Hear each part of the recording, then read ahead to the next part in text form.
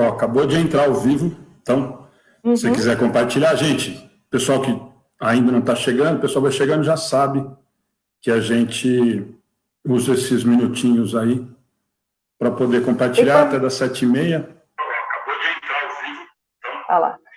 Deixa eu compartilhar aqui. Vamos colocar uma musiquinha aqui, né? Aquela musiquinha do caminhão de gás. Mas aí o pessoal está acostumado, já tem 6, 10 pessoas entrando, o pessoal acostumado já vai compartilhando para a gente, por favor, que daqui 4 minutinhos a gente começa, tá bom? Aí já tá. Vou colocar aqui também.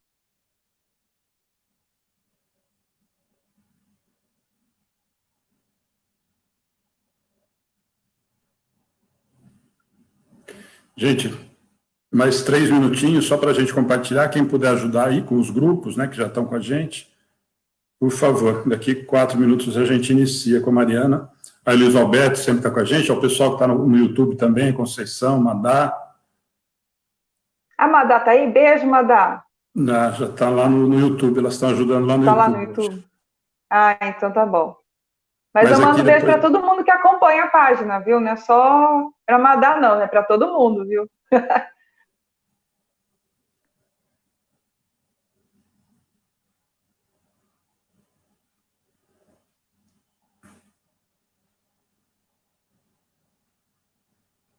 Gente, mais uns minutinhos. A Madalena está nos dois. Ela está no Facebook e está no YouTube. Está ficando moderna, hein? Olha! Não dou conta, não. Gostoso. Gostoso. Vou compartilhar aqui também com o pessoal aqui da minha turminha aqui da Patota aqui. Quem gosta. Tem aqui pra gente aqui também. Edmilson, boa noite. Gostei da fotinho hoje no grupo, hein, Edmilson? Fofo, hein? Alexandre, mandei para você também. Mandando eu vou participar. Ah, tá. Então tá bom. Ai, gostoso. Gente, mais 2 minutinhos só. Pessoal que já está, estou vendo bastante gente ao vivo, pessoal que já está acostumado. Esses minutinhos só para a gente, para dar tempo de todo mundo entrar, a pessoa sabe que começa às 7h30. Outra coisa, viu, Mariana, não precisa se preocupar com os comentários, aquilo que você sabe, né? Depois, se você quiser entrar e comentar, então não precisa se preocupar que a gente vai colocando aqui só para o pessoal ir se localizando, já tem um monte de amigo que sempre acompanha. E se tiver também alguém... Tá, e se tiver alguém também interessado, assim, pergunta alguma coisa que dá para fazer, às vezes eu posso responder a parte, às vezes se tiver dentro também alguma coisa que está no contexto, também pode lançar, viu, Alexandre? Pode ficar à vontade. Tranquilo. A Érica entrou, tem um monte de gente aqui, ó, que eu mandei e entrou também. Tá aí. Érica, beijo, tem um monte de gente aqui. Gostoso. Mandei para a Ana Lúcia também.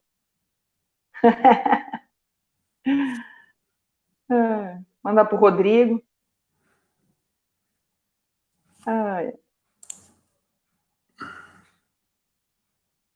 Marli. Minha mãe entrou. Boa noite, Cássio. Estou agora na minha sala de vídeo aqui. Mas tem bastante gente aqui. Estou no ao vivo aqui, não é bastante gente. E para começar, hoje falar sobre a culpa. Vou só dar uma palhinha aí para o pessoal que está esperando. Falar, será que a culpa é minha, a culpa é do outro? Será que eu pago pela culpa do outro? Meu pai erra e eu tenho que arcar com as consequências? Como é que funciona isso daí? Ezequiel já falava lá atrás. Já começar a dar a palhinha aí para o pessoal. Da curiosidade aí.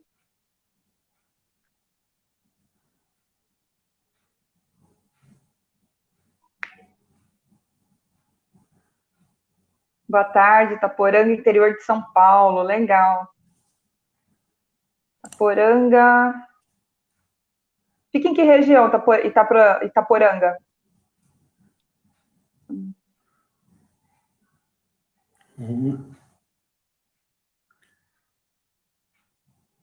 Acácio.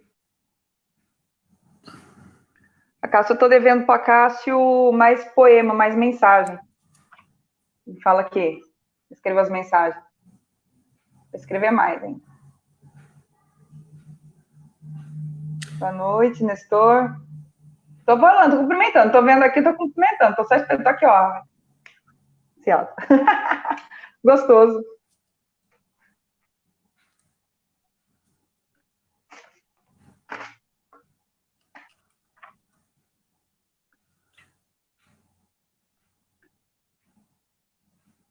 Sim, Érica.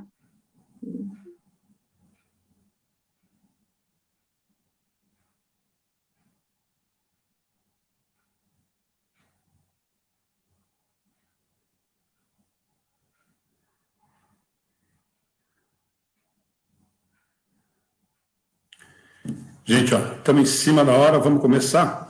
Bom, gente, boa noite para todos agora oficialmente. Mariana vai falar com vocês hoje. Parábola, vocês estão vendo aí o nome, né? Embora a gente está colocando.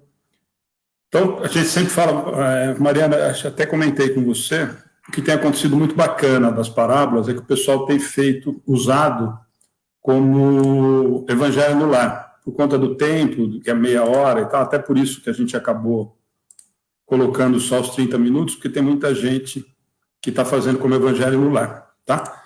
Então, Mariana, mais uma vez, obrigado de ter aceitado. A Mariana já é de casa, né? A Mariana já é uma das que sempre está com a gente aqui. Espero que você aproveite, espero que você goste, é um projeto bem bacana, o pessoal tem gostado, quem tem participado. Então, se você quiser fazer, faz só uma oração inicial, a gente se fala só no final. Eu só venho para falar tchau para você e te agradecer de novo. Tá bom? Tá certo, então. Obrigada, viu, Alexandre, pela oportunidade e fico à disposição de vocês aí, como sempre. Combinado. Então, tá bom. Então, vamos todo mundo serenando os nossos corações, agradecendo a Deus, ao nosso Mestre Jesus e todos que estão aqui reunidos, a nossa equipe espiritual que nos ampara, o nosso anjo da guarda. E vamos iniciar com o Pai Nosso. Pai nosso que estais nos céus, santificado seja o vosso nome. Venha a nós o vosso reino. Seja feita a sua vontade, assim na terra como nos céus. O pão nosso de cada dia nos dai hoje. Perdoai as nossas ofensas, assim como nós perdoamos a quem nos tem ofendido. E não deixeis cair em tentação, mas livrai-nos do mal. Que assim seja. Bom, então o que eu quis trazer hoje para vocês? A parábola das uvas verdes. Então, agora há pouquinho, quem estava entrando, assim, viu, falou assim, gente, esse negócio da culpa, tal. Eu trouxe essa parábola das uvas verdes e falei, mas é de Jesus? Não, não é de Jesus. Eu trouxe do profeta Ezequiel, lá no Antigo Testamento. Por quê? Bom, para quem nos acompanha lá no NEPV de Jesus, né, o Emerson está com o trabalho Berço do Evangelho, né, o Antigo Testamento Berço do Evangelho. Então, trazendo as mensagens do Antigo Testamento, para a gente observar como que elas encaixam, elas casam com as mensagens do Novo Testamento e que aí encaixam com a mensagem da doutrina espírita. Então, essa é a proposta. Por isso que eu trouxe lá do Antigo Testamento. Pois bem, o profeta Ezequiel, né, dentro, quando a gente faz a leitura na Bíblia, o próprio título diz a responsabilidade é pessoal. Então, nesse ponto, o que ele quer falar dentro dessa passagem do capítulo 18? Primeiro, ele questiona essa história dos filhos pagarem pelos erros dos pais, ou os pais pagarem pelos erros dos filhos. E também ele deixa bem clara a mensagem final, falando, Deus não quer a morte do ímpio, mas quer a sua salvação. Então, são 3 mensagens dentro de um capítulo, esse capítulo 18, e vou fazer uma forma resumida, para a gente entender como que essas mensagens, elas fazem muito mais parte do nosso dia a dia do que a gente imagina. Pois bem, quem foi o profeta Ezequiel, em que época ele viveu? Para a gente poder entender por que se falava essa parábola, que ele lê como parábola, mas essa frase é praticamente um provérbio, um ditado popular que era dito naquela época. Em que época? Época de 597 anos antes de Cristo. O que aconteceu nessa época?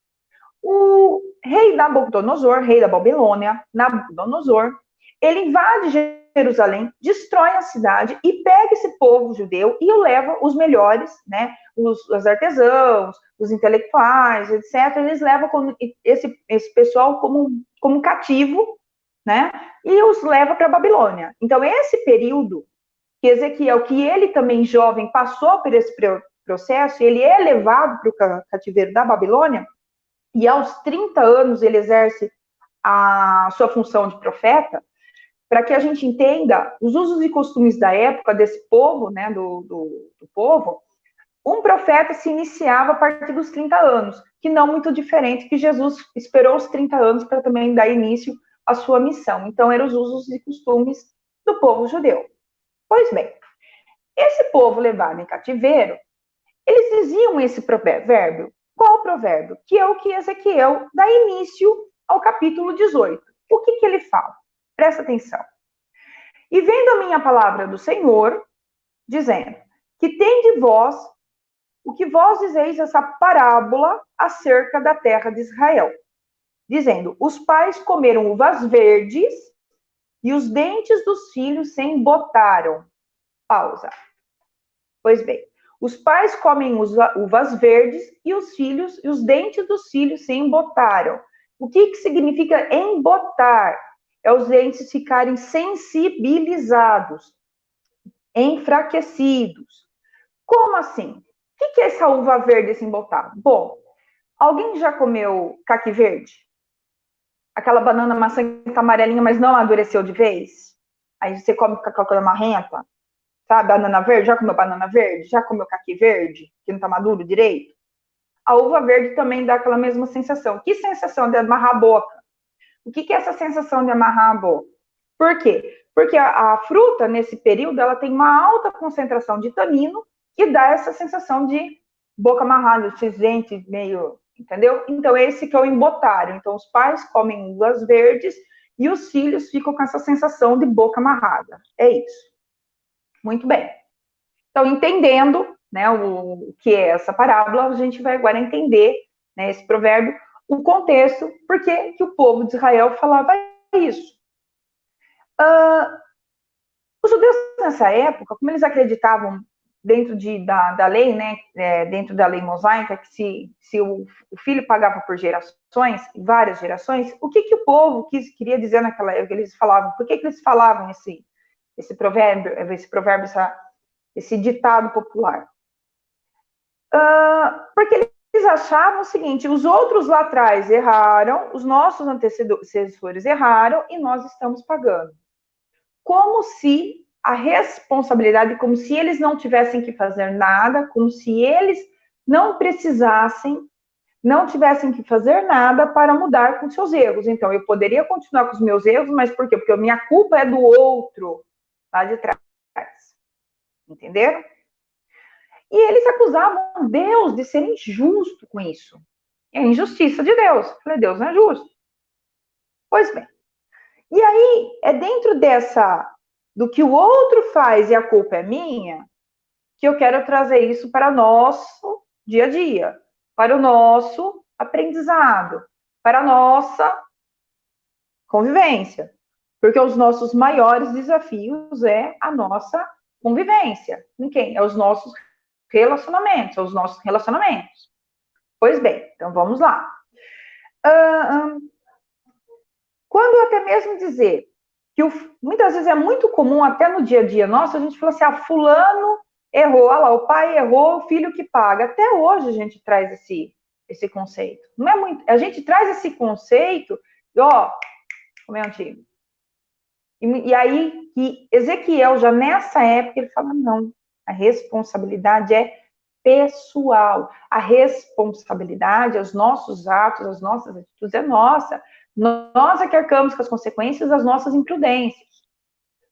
Pois bem, e muitas vezes, não muito diferente que a gente pensa, né? Nós confundimos vamos dizer assim, as consequências do ato irresponsável de alguém, né? Por exemplo, uma pessoa, um chefe de uma nação, uma pessoa que lidera um grupo, vamos dizer assim, ele toma medidas inconsequentes que acaba prejudicando ele e outros. Evidentemente que esses outros vão sofrer as consequências do erro daquilo lá, mas a culpa não é deles, a culpa é de quem causou. É essa a parte que a gente quer dizer. Então, é muito comum nós trazermos assim, transferir a responsabilidade e falar assim, não, mas Mas isso aí é influência, né? A gente sempre coloca a influência do meio. Tá, peraí um pouco. Influência do meio. Amigos, etc, tal. Mas vamos parar para pensar. Tudo bem. Os outros podem influenciar, mas aceitar a influência, a responsabilidade é de quem? É minha. Se eu sei que um grupo de pessoas age de forma totalmente que vai contra os meus princípios, os meus valores morais, e eu opto por andar com eles, e eu opto para aceitar o que eles oferecem para mim, quem que aceitou? De quem que é a responsabilidade? É minha, não é do outro. Da mesma forma que é aquela história do não é que não exista, tá? Não estou falando que não existe, mas a culpa é do obsessor. Será? Quem que abriu a porta? Entendeu? Quem abriu essa porta? Quem abriu a margem à influência? Lembra que Jesus falava vigiar e orar? Que a gente tem que dar uma olhada no que está aqui na nossa volta, rezar para a gente ter proteção, que não adianta nada só rezar sem tomar uma atitude, vigiar primeiro e depois orar. Então, quem abriu a porta? Então, as influências vêm, lógico, nós vivemos em sociedade, nós temos diversas opiniões, mas aceitar ou não é nossa. Do mesmo modo, quando a gente fala com relação à culpa, esse mesmo princípio, esse mesmo raciocínio lógico também pode ser transferido para o que nós chamamos de felicidade. Como assim? Felicidade de quem? É minha. Porque é muito comum também, dentro dessa linha de raciocínio, tá? Que eu transferi para o outro, eu pegar a minha felicidade e jogar no colo do outro. Como assim? Vamos esperar para pensar? Muito bem. Eu vou ser feliz se eu ganhar na Mega Sena, se o outro mudar, se o outro fizer tal coisa, se o outro me perdoar. Eu pego a minha felicidade e eu jogo no colo do outro. E eu só vou ser feliz se o outro não é transferir também a responsabilidade da nossa felicidade. Olha só, nós falamos sobre culpa, mas o mesmo raciocínio também segue com a felicidade. A felicidade também é pessoal. Então, o que é a proposta aqui? Trazer para nós a consciência de que tudo que nós fazemos, tudo aquilo que nós fazemos gera consequências. E essas consequências, sendo boas ou más, né, serão positivas ou negativas, vai ser de acordo com as minhas decisões que eu tomo hoje. Entenderam? Ou seja, aliás, a gente coloca no outro e a gente esquece que nós não temos controle sobre o outro. Da mesma forma que a culpa é do outro, a minha felicidade é se o outro, né? Nós jogamos a culpa ou a felicidade para o outro, nós esquecemos de um pequeno detalhe. Eu não tenho controle sobre o outro. Nem Deus tem. Por que Deus não deu? Deus não deu para a gente o livre-arbítrio? Nem Deus tem. Deus, ele faz o seguinte, ó, tá aqui minhas leis, essas são as regras. Se você quiser se aproximar de mim através do processo de evolução, é por esse caminho que você tem que seguir, mas você escolhe, meu filho. E se você precisar de mim, eu estou aqui. Tanto que dentro desse capítulo, o profeta Ezequiel fala que Deus não quer a morte do ímpio. E sim quer a sua salvação. Então, o próprio profeta fala isso. Então, Deus fala, ó, de amparo. Fala assim, tá aqui, as regras são essas. Então, assim, se nem Deus controla a nossa vida, porque nós temos livre-arbítrio, imagina o outro, ser humano. Entendeu? Pois bem, então, voltando ao estudo do profeta, e o profeta, ele deixa bem claro, ele faz esse questionamento e deixa muito bem claro dentro dessa lição, com um exemplo de 3 gerações. Um pai, né, extremamente justo, um filho ímpio e um neto justo. Como assim? Vou ler só pequenos trechos para não ficar muito delongado, tá bom? Então, ele fala o seguinte: Sendo, pois, o homem justo e fazendo juízo e justiça, aí aqui ele coloca uma sequência do que é o juízo e a justiça, não comendo sobre os montes, não adorando falsos ídolos, seguindo as regras, né, de acordo com o bom judeu na época fazia, ajudando quem estava ajudando, quem precisa, quem passa fome, ele que vai colocando aqui todas as condições, né? O que ele fala? Andando nos meus estatutos, e ele vai falando, cuidando, não contaminando a mulher do próximo, cuidando, ele vai falando todas as regras. Se ele fez certamente, né, ele viverá. E o homem justo viverá. Porém, aqui ele coloca, se o filho desse homem justo, ele pega, não faz isso, aí ele cita todas as regras novamente, né? Que não cobre a pessoa que está nua, que não ajuda, que não segue minhas regras, que não segue minhas leis. Dentro aqui desse capítulo, só não vou ler para não ficar muito maçante, para ficar na íntegra. O que ele fala? Se ele não fez, certamente morrerá e sangue derramará sobre ele. Aqui no versículo 13. Então, o ímpio, né? Aquele que não segue. O que é ímpio, Mariana? Né? Deixa eu entender, né? O que é o ímpio, né? A palavra ímpio significa. Significa o seguinte: aquele que não tem fé ou tem desprezo pela religião. Então, por isso que ele fala, né, sobre o ímpio. É aquele que não segue qualquer fé, religião do povo judeu, aquele que seguia todas as leis de Deus, que também não foge muito dos 10 mandamentos, aquilo que a gente conhece. Tá bom? Mas aqui ele continua no versículo 14. Mas se este ímpio, este homem, gera um filho, e vendo os pecados que o pai fez, vendo e não comete coisas semelhantes, aí ele recita tudo de novo, o que tinha que ser feito. Ele fala o seguinte: o tal não morrerá pela maldade de seu pai, certamente viverá. Então ele faz o exemplo, então, de um homem justo, que seguem as leis, as regras. Aí ele tem um filho ímpio, aquele que não segue as regras, aquele que tem desprezo pela religião, né? O significado de ímpio é isso, aquele que não tem fé, que faz tudo, né? Que não pode. E ele tem, este morrerá. E se esse pai, né, esse que teve esse ímpio, tem um filho, ou seja, um neto, né? Então ele pega e faz o exemplo de 3 gerações. Não segue as regras, não faz o que o pai fez e segue as regras certinho, este viverá. Então, um não paga pelo erro do outro. É isso que o Ezequiel está querendo dizer de uma forma muito simples.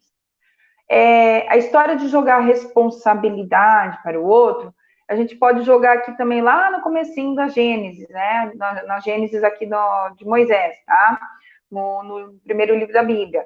A serpente dentro da mitologia, né? Dentro da história de Adão e Eva, né? A serpente oferece a maçã para Eva oferece a maçã para Deus, para Adão, e Deus pergunta para Adão, fala assim, olha, mas por que você comeu? Mas não fui eu comi porque a mulher me deu, né? Porque a Eva me deu. Eva, por que você comeu? Porque a serpente, ou seja, um vai jogando a culpinha no outro. Ninguém assume a responsabilidade, aqui falando assim.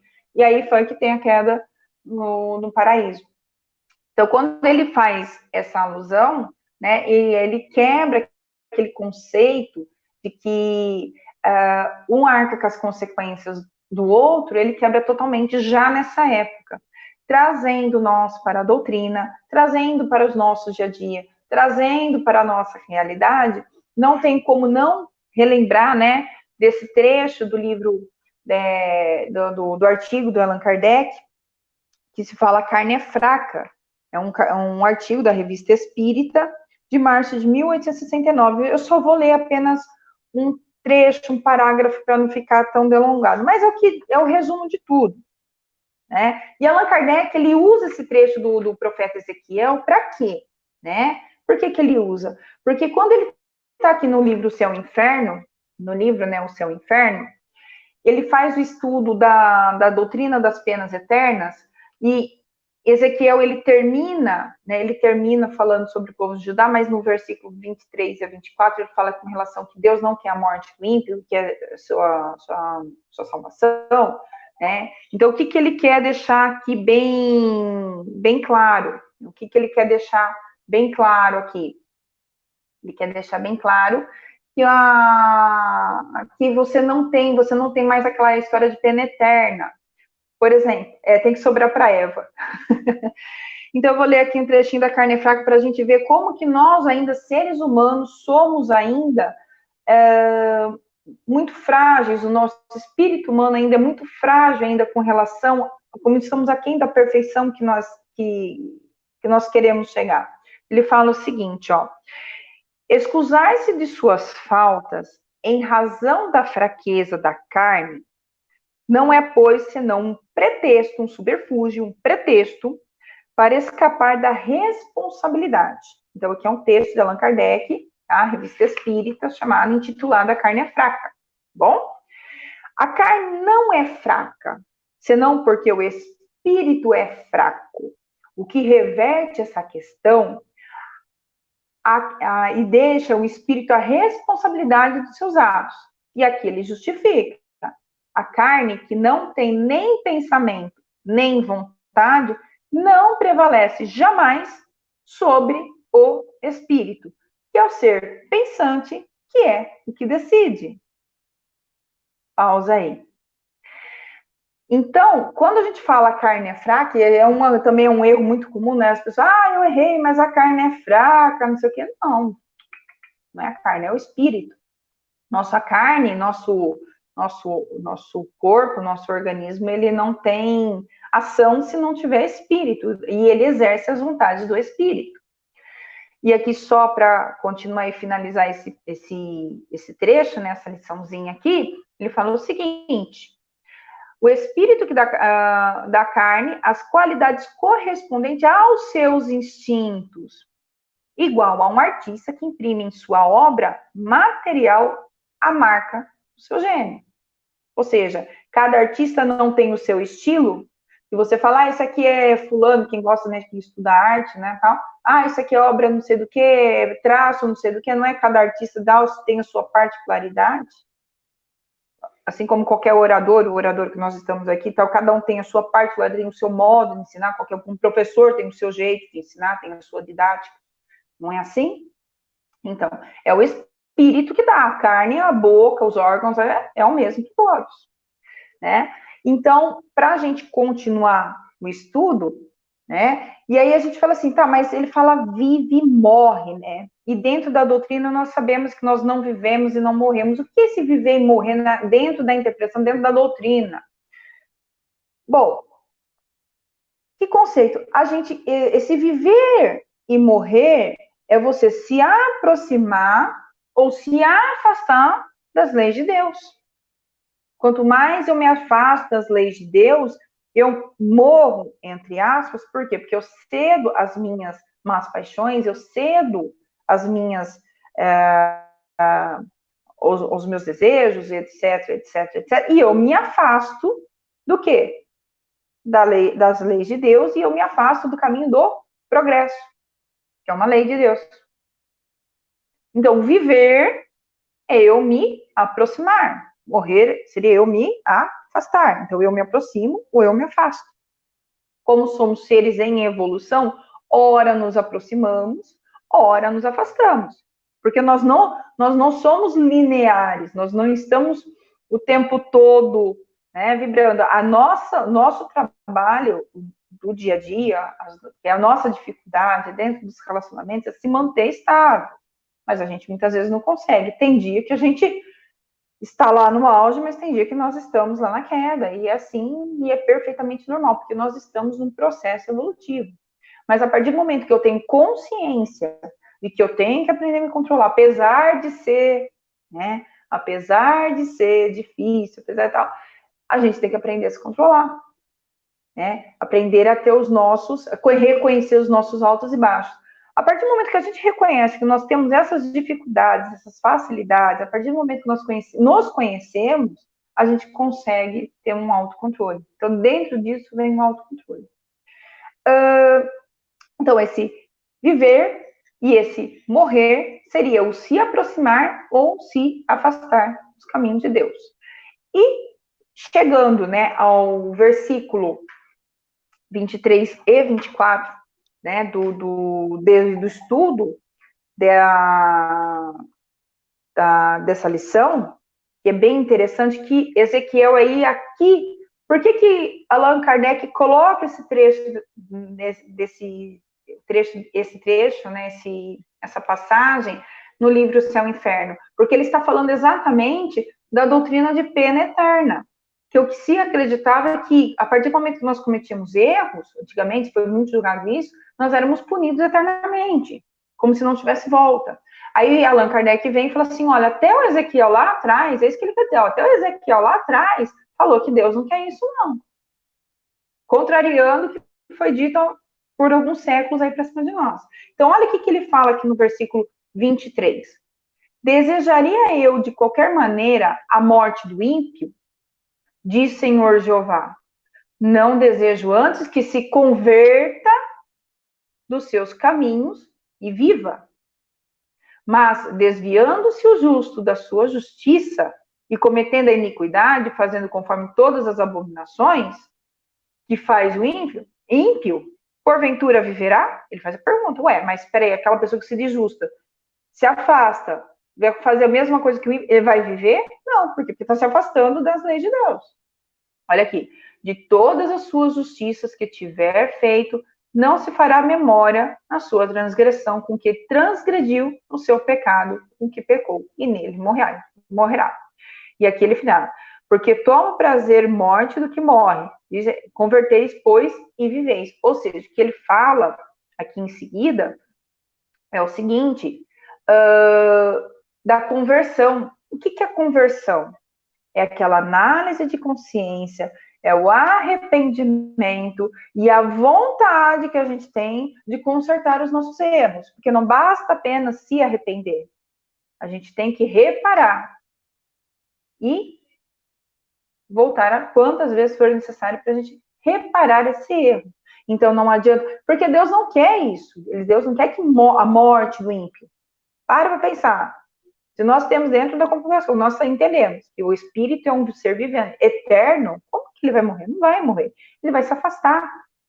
E aí vem disso toda a infelicidade que vem de todas as vezes que nós nos afastamos. Porque nós nos afastamos e nos entregamos às sensações puramente egoístas, orgulhosas, sensações da carne, etc, etc, etc. Satisfações momentâneas, que muitas vezes não traz aquela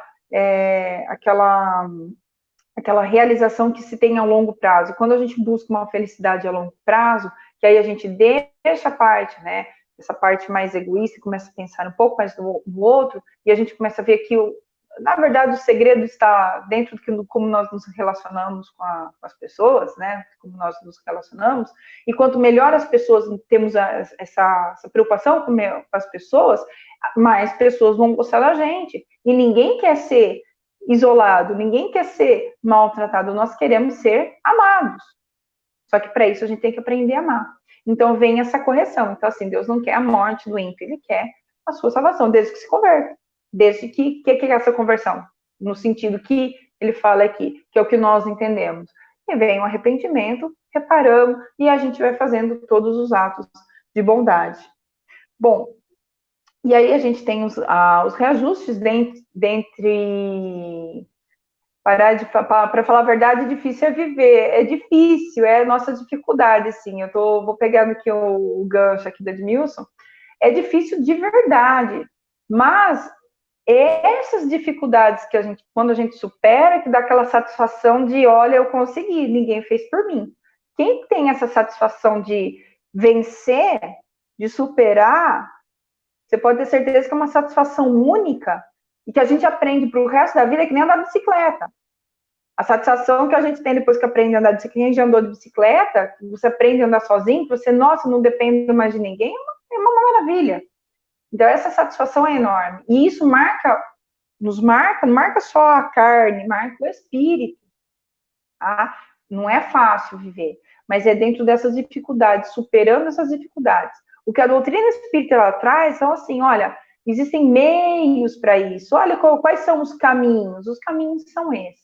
É lógico que dentro dos altos e baixos, reconhecendo as nossas dificuldades, as nossas facilidades, nós temos que é um desafio de dentro do caminho do progresso, que é difícil nós estarmos lineares o tempo todo, mas essa lição aqui do profeta Ezequiel vem trazendo exatamente assim, que para a gente chamar a atenção da nossa consciência, primeiro, que nós somos responsáveis por nós mesmos. Segundo, que Deus não quer punir ninguém. Ele quer a salvação de todos. Então, é só um gancho aí. E fica aí a mensagem para vocês. Um abraço. Fiquem com Deus. E, Alexandre, se você quiser voltar, você fica à vontade. Se tiver alguma pergunta para lançar, fiquem à vontade também. Estou à disposição de vocês. Gente, boa noite. De novo, né? O Mariana, aí você viu alguns comentários, aí depois eu sei que você entra com calma. E aí, se tiver alguma dúvida, o pessoal vai continuar, sempre fica mais um pouquinho. E mais uma vez, Mariana, obrigado, né, pela participação. É importante, a gente sempre fala sobre isso, né, falo muito com o Emerson, você sabe disso, em relação a gente resgatar um pouquinho, né, para o espírita, parece que tem um certo preconceito com o Antigo Testamento, com tudo mais, né. Então, eu acho importante, sim, a gente sempre está trazendo esse tipo de coisa, mesmo porque é sempre a gente trazer para a nossa realidade, né? Se a gente ficar tentando só relacionar aquele momento lá, realmente não serve para a gente, né? Acaba ficando perdido, né? Então, Mariana, obrigado. A Mariana, dia 30, vai estar com a gente, né, Mariana, para comemorar o aniversário. Aê! Tá bom? Então, Mariana, obrigado. Bom, pessoal, amanhã eu deixei alguns avisos aí, ó. Amanhã tem o Flávio Catalano, sempre está com a gente também, lá de Bitinga, participando com a gente, fazendo uma palestra no horário normal, né, no horário da palestra, das 8. Vocês viram aí que a Maria João, ela entrou, ela está participando bastante, a Maria vai fazer uma parábola com a gente na sexta, e a Maria é lá de Lisboa. Vai estar com a gente, falando direto de Portugal. Ela vai fazer uma parábola com a gente na sexta-feira, estava com a gente aí, uma pessoa extremamente agradável, vocês vão gostar muito, tá bom? Na quinta nós temos parábola também com o Claudinho e com a Renata, e com a Claudinha e com o Roberto Arias, lá de São Carlos. Então, dessa semana vai estar recheada aí. Ó, o Vladimir está perguntando se vai ter bolo. Vou mandar um bolo virtual. Tá certo. Mariana, obrigado de novo, viu? Pela atenção, Obrigada pelo carinho, ter se colocado à Imagina, disposição mais uma vez. Tá Imagina, bom? que isso. Obrigada a vocês pela oportunidade, agradeço o carinho de todos. E aqueles também que estão na minha sala de vídeo, também mando um abraço para todo mundo, que às vezes a gente fica falando que não pode responder, né? Porque é meio estranho ficar respondendo online, né? Então, mas eu mando um abraço para todo mundo e agradeço de verdade, tá, Alexandre? Você, a Ana e o trabalho de vocês aí. Tá joia. Mariana, obrigado, Beijo. viu? Boa noite para todos. Até gente, amanhã, gente, posso fazer uma propaganda? Eu estou Claro. indo lá para o NEP agora. O Rodrigo já mandou o link para eu lá para o NEP. Então, vou estar ao vivo agora lá no NEP agora. Então, quem quiser continuar estudando, já vai estudar outro assunto, tá bom? Beleza. Mariana, boa noite. Obrigado. Boa noite, até mais. Tchau, tchau.